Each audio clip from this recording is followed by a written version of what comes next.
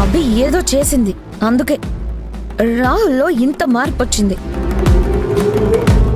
రాహుల్ విషయంలో కేతన మరీ అంతగా భయపడుతుందంటే ఖచ్చితంగా రాహుల్లో ఏదో మార్పు వస్తున్నట్టే ఉంది. అభి 7 రోజుల్లో ఏం చేస్తుందిలే అనుకున్నాను, కానీ నేను ఊహించింది తప్పు అని నిరూపిస్తోంది.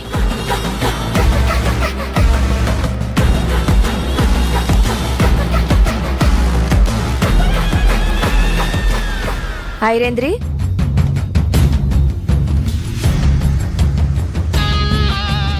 ఏమైంది ఐరేంద్రి?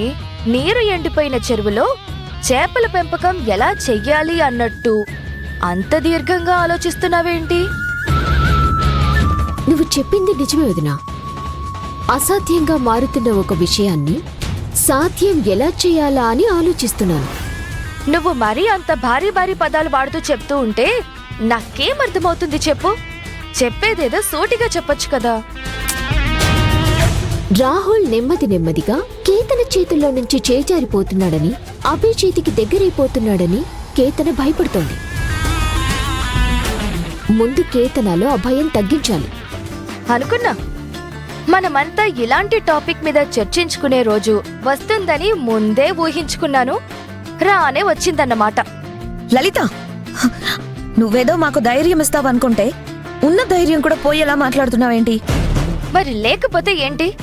అసలు ఆ అభిని 7 రోజులు ఈ ఇంట్లో పెట్టుకోవడమే పెద్ద తప్పు. ఆ తర్వాత ఈ 7 రోజుల్లో అభి ఏం చేస్తుందిలే అని మీరు ఓవర్ కాన్ఫిడెన్స్ గా ఆలోచించడం ఇంకో తప్పు.